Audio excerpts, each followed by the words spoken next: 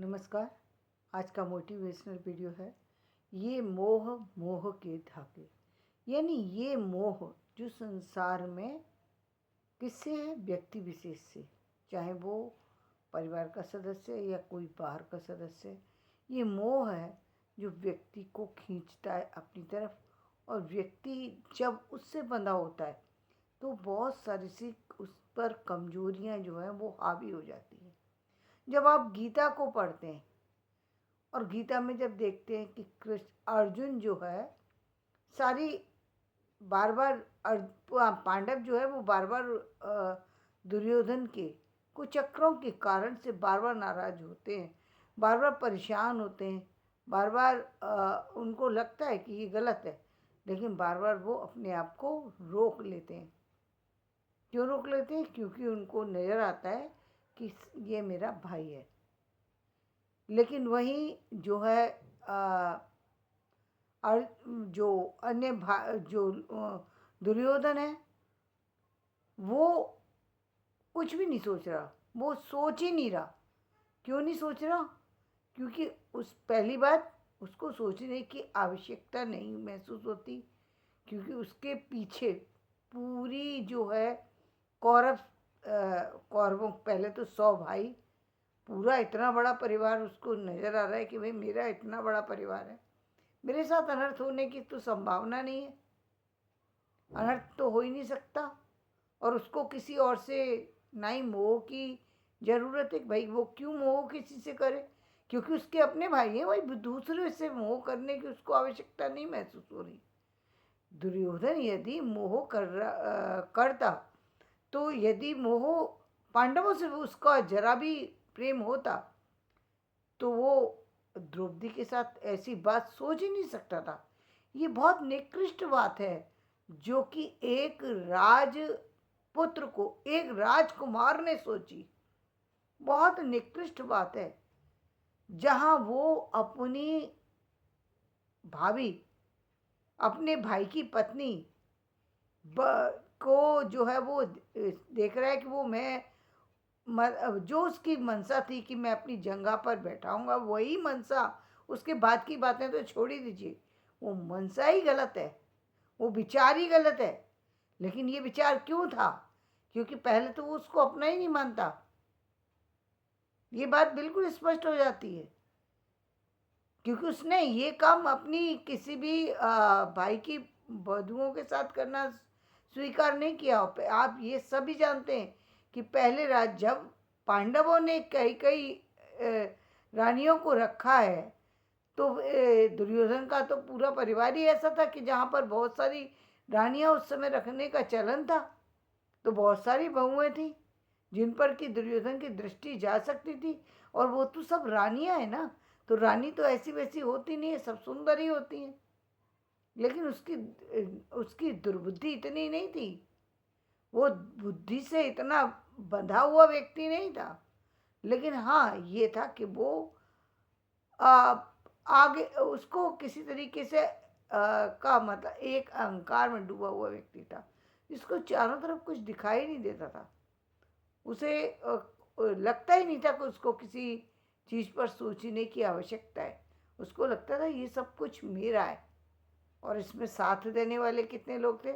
खुद उनके पिता, माता माता जो है गांधारी, जो है जो कि एक तरफ से योग्य भी थी, सब कुछ थी। लेकिन ये कैसी योग्यता कि उन्होंने अपने पति के अंधेपन में खुद भी अंधेपन को स्वीकार कर लिया? ये कैसा वो था? लेकिन यहाँ हम कहेंगे कि वो उनका जो अंधापन था वो व्यक्त हो गया कि वो कितना अंधापन को हम यहाँ पर अज्ञानता से भी जोड़ेंगे। कितनी अज्ञानी थी, कितनी जो है कहेंगे कि कितनी नासमझ स्त्री थी, कि जिन्होंने पहली गलती तो ये करी कि पति का साथ देने की बजाय खुद भी अंधे होकर के बैठ गई। फिर पुत्रों का साथ देने में उन्होंने कभी भी जो है वो पुत्रों के साथ देने में उन्होंने पुत्रों को कभी उनकी गलती की तरफ ध्यान नहीं दिलाया। वो हमेशा उनको आगे बढ़ाती रही हैं। कभी भी उन्होंने ये नहीं कहा कि तुम पांडवों के साथ ऐसा क्यों कर रहे हो, तुम्हारे ये पांडव भी तो तुम्हारे भाई हैं, तुम इनके साथ ऐसा मत करो। लेकिन उन्होंने उसके लिए कभी रोका नहीं। तो ऐसे में दुर्योधन का आगे बढ़ना निश्चित था। जहाँ भीष्म पितामह की बात आती है, जहाँ और लोगों की बात आती है, किसी ने नहीं रोका। और दुर्योधन ने इसीलिए कृष्ण को कभी भी अपने उतने करीब नहीं देखा जितने करीब पांडवों ने देखा। कौन व्यक्ति ईश्वर के करीब जाता है? तो देखने की चीज़ है, जहाँ व्यक्ति में ताकत आ जाती है वहाँ उसके अंदर अहंकार का जन्म हो जाता है। और जब अहंकार का जन्म होता है तो व्यक्ति किसी की तरफ नहीं जाता, सिर्फ अपनी तरफ जाता है। उसका मैं चलने लगता है, बस मैं हूँ, मेरे अलावा पूरी सत्ता में कोई नहीं। तो दुर्योधन के अंदर मैं तो होना स्वाभाविक था, क्योंकि उसके तरफ एक तरफ उसका शकुनी मामा जो कि उसको गलत की तरफ प्रेरित कर रहा है, बार बार पांडवों के खिलाफ योजनाएं बनाने में उसकी मदद कर रहा है। और दुर्योधन उसको स्वीकार क्यों ना करे? जब उसको लग रहा है कि मेरा फायदा है, तो फायदे के लिए कई बार कहते हैं ना, दुनिया में जो अब आप आजकल तो लोग खुल करके कहने लगे जो जिसमें फायदा हो व्यक्ति को उसके साथ चल देना चाहिए। लेकिन ये मूर्ख लोगों की पहचान है कि जहाँ फायदा हुआ वहीं चल दो। ये तो मूर्खता की बात है। अरे फायदा किस रूप में है, क्या है? और भाई फायदे की बात, फायदा है का मतलब ये थोड़ी कि हम दूसरे का नुकसान कर देंगे। फायदा आप अपने अपने काम में अपना फायदा देख रहे हैं, वो तो समझ में आता है। आप दूसरे को मार करके फायदा पाना चाहते हैं तो हो सकता है आप उसमें कामयाब हो जाए। हो सकता है कि आप दूसरे की जान लेने में कामयाब हो जाए, हो सकता है दूसरे का धन लेने में कामयाब हो जाए। लेकिन उसके बाद तो अंत नहीं होगा। वो अंत तो फिर वो अंत तो गत्वा, वो व्यक्ति फिर आपसे मिलेगा, फिर आपको वो काम करना पड़ेगा जो काम आप आज नहीं कर सके। तो वो चीज़ें होती हैं। लेकिन यहाँ पर समझने वाली बात ये कि दुर्योधन की बात चल रही है कि दुर्योधन के अंदर अज्ञानता, मोह, अज्ञान, उसको मोह नहीं है। वहीं आप अर्जुन को देख रहे हैं, अर्जुन को, पांडवों को, सबको मोह है। पांडवों को अपने भाई कर्ण से मोह नहीं है। कर्ण उन्हीं का भाई है। जब एक पिता के 5 पत्नियों के बच्चे एक माने जाते हैं, तो कर्ण यदि मान भी लिया जाए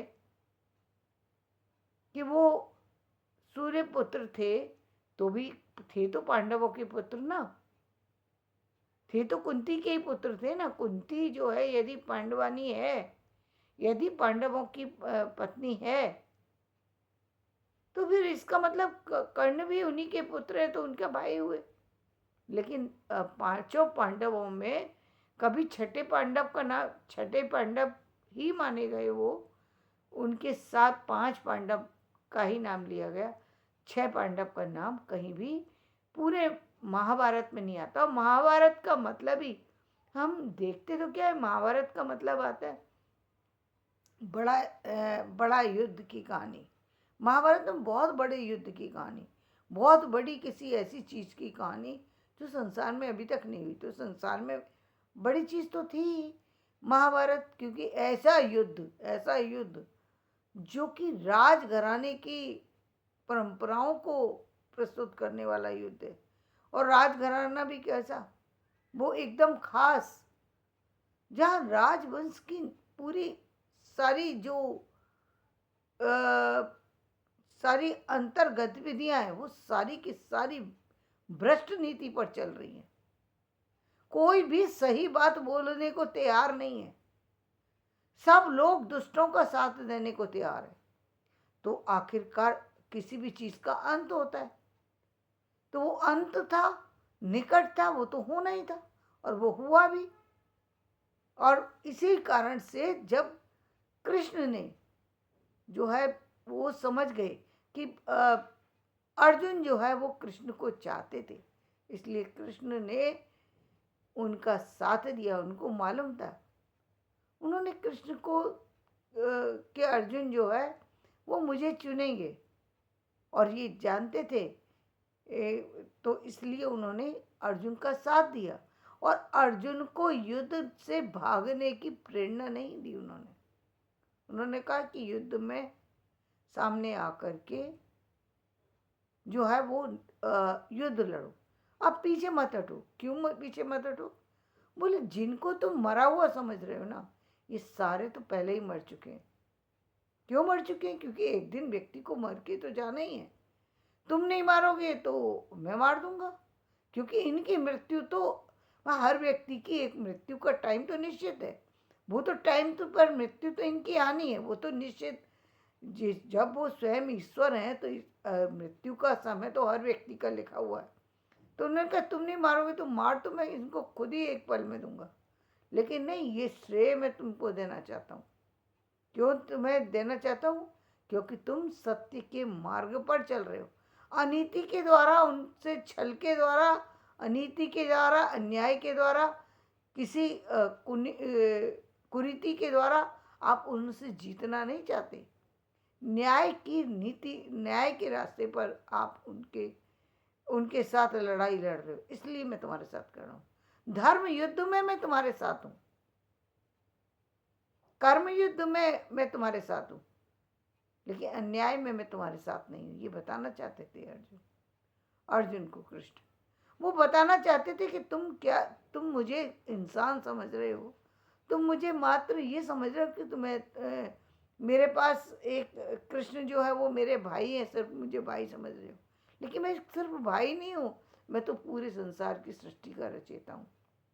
इसीलिए उन्होंने उनको दिव्य दर्शन दिए और उनको उस अज्ञानता से बाहर निकलने के लिए कहा। साथ ही उन्होंने उनको ज्ञान दिलाया कि ये पूरा संसार जिसमें जितनी भी गतिविधियां हैं, व्यक्ति किसी भी गतिविधि के द्वारा यदि सोचता है कि मैं अपने आप को बचा लूंगा और उसकी मृत्यु तय है, तो वो बचा नहीं सकता। यही कारण होता है, आप कितनी, जब आप देखें कि आप इस चीज़ को देख सकते हैं कि बहुत बार बहुत बड़े बड़े, चलिए हम मान लें कि एक सामान्य इंसान के साथ बहुत ज़्यादा लापरवाही हो गई और व्यक्ति की डेथ हो गई, लेकिन विशेष लोगों के साथ तो विशेष तरह की सुविधाएं होती हैं, विशेष तरीके के डॉक्टर होते हैं, हर चीज़ से उनको जो है वो हर तरह से उनको सुरक्षित करने की कोशिश की जाती है। लेकिन क्या कोई बता सकता है कि जिस दिन उनकी मृत्यु आती है उस दिन कोई उनको बचा सकता है? ना घर में बचा सकता, ना बाहर में बचा सकता, ना ना हॉस्पिटल में बचा सकता, ना युद्ध के मैदान में बचा सकता। कहीं कोई नहीं बचा सकता किसी को। और जिसको बचाना होता है वो आपने सुना होगा, भूकंप आ जाए, तूफान आ जाए, बाढ़ आ जाए, कुछ भी हो जाए, इसका प्रत्यक्ष उदाहरण तो स्वयं जो है प्रहलाद है, कि पहाड़ों से गिराया गया, अग्नि में बैठ गई सगी बुआ, जिनको वरदान था कि भाई तुम नहीं जलोगे, खुद उसको लेकर के उसके अंदर बैठ गई, अग्नि के अंदर, लेकिन नहीं जला सकी। क्यों? क्योंकि जिसकी मृत्यु नहीं लिखी उसकी मृत्यु नहीं हो सकती। जिसके साथ जो लिखा है वही होगा। जब हम सब ये जानते हैं कि जो निश्चित है वही हो रहा है, तब फिर तब व्यक्ति को सोचने पर बाध्य होना पड़ता है। ये सारा संसार आपकी सृष्टि से नहीं चल रहा, आपके कर्मों से चल रहा है। आप ही के कर्म हैं जो आज नहीं तो कल आएंगे, कल नहीं तो परसों आएंगे, आएंगे जरूर, एक ना एक दिन आएंगे। नए रूप में आ सकते हैं, नए अवतार में आ सकते हैं, नए लोगों के बीच आ सकते हैं, कहीं भी आ सकते हैं, लेकिन आप ही के कर्म हैं जो आपको आपके साथ न्याय और अन्याय दिलाते हैं। यही कारण है, कई बार ऐसा है, व्यक्ति अपने आसपास के लोगों को बहुत सारी परेशानियों में, बहुत सारी स्थितियां बिगड़ने पर निश्चित रूप से व्यक्ति को तकलीफ होती है, और इसमें कोई दो राय नहीं है। क्योंकि एक कहीं ना कहीं से चीज़ें शुरू भी होती हैं ना, तभी तो कर्म बने ना। इसीलिए 7 जन्म की प्रक्रिया तो स्वयं बताई गई है। तो वो कर्म तो आप ही के हैं ना जो बन रहे हैं, अच्छे बन रहे हैं या बुरे बन रहे हैं, आप किस तरफ जा रहे हैं, ये तो आप ही के ऊपर है। तो वो कर्म का जो वो है फल, वही आपको मिल रहा है। अब वो कई बहुत बार आपको उन लोगों के साथ जोड़ दिया जाता है जिनको जिनको न्याय देना आपका काम है। उनके अलग अलग रूप में आप उनसे जुड़े हुए हैं। वो व्यक्ति आपके परिवार का हो सकता है, बाहर का हो सकता है। इसलिए बार बार ये कहा जाता है कि इस मोह के धागे में मत बंधिए, जो सही है सिर्फ वही करिए। ये मोह चाहे वो परिवार का कोई कितना भी प्रिय क्यों ना हो, क्योंकि इसमें प्रिय होने से नहीं काम चलेगा। यहाँ तो जो कुछ लिखा है काम उसी पर करना है आपको। आप अपनी तकदीर को नहीं बदल सकते। आपके हाथों में आपकी कलम तो है, आपका कर्म तो है। कर्म से क्या कर सकते हैं, उस चीज में जो आने वाला फल है उसमें बदलाव हो सकता है, लेकिन आएगी परिस्थिति, जरूर आएगी। वो परिस्थिति से आप नहीं निकल सकते। क्यों नहीं निकल सकते, क्योंकि लिखा है। इसलिए जीवन में इस मोह के धागे से निकल करके जो सही रास्ता है उसको चुने और आगे बढ़ें। आप देखेंगे कि आपके जीवन में आपके वो कर्म जो कहीं गलत थे, उनके सही कर्म, आपके सही प्रयत्नों से वो कर्म भी बदलने लगे, जीवन बदलने लगा, परिस्थितियां बदलने लगी। और इसके प्रमाण आप दिन प्रतिदिन देखते हैं। इसीलिए हम कहते हैं कि पूरी गीता यही कहती है कि कर्म करो। कर्म करना ही सिर्फ तुम्हारे जीवन में है। तुम्हारे हाथ में जिस फल की बात कही गई है, वो ये फल, इस फल की नहीं जो सामने देखते हैं, इस फल की नहीं, उस फल की जो कि आपकी इस सांसारिक शक्ति के बाहर का फल है। उस कर्म फल की बात कही है, उस पर तुम्हारा बस नहीं है कि कब तुम्हारी मृत्यु होगी, किसके द्वारा मृत्यु होगी। और यदि आपको पता भी लग जाए, आप भयभीत तो हो सकते हैं लेकिन बचा नहीं सकते अपने आप को। जैसे कि आप देखते हैं कि कंस को योग माया ने जो है उनको प्रत्यक्ष रूप से आकाशवाणी के माध्यम से बताया कि तेरी मृत्यु का समय आ चुका है, तुझे कृष्ण मारेंगे। तो क्या हुआ, कृष्ण भयभीत हुआ, लेकिन कर तो कुछ नहीं सका ना। कितना कुछ किया लेकिन कुछ नहीं कर सका। क्यों? क्योंकि हर एक के साथ उसके कर्म चल रहे हैं। उसकी दंडनीय प्रवृत्ति, उसके कर्म विधान उसका इतना गलत था कि उसको सजा मिलनी थी। जिस तरीके से हम दुर्योधन की बात करें, दुर्योधन को सजा मिलनी थी, उन सारे लोगों को, कौरवों को सजा मिलनी थी, क्योंकि सब अनीति पर चल रहे थे। यदि अनीति के को बढ़ने दिया जाए, संसार को बताने के लिए, नीति सिखाने के लिए ये पूरी गीता रची गई है कि नीति कितनी जरूरी है। बिना नीति के कोई व्यक्ति किसी कार्य को करेगा तो उसके साथ अनर्थ ही अनर्थ होगा। नीति पर चलना बहुत जरूरी है। तो धन्यवाद। मेरा ये वीडियो पसंद आए तो इसे लाइक करें, शेयर करें, सब्सक्राइब करें।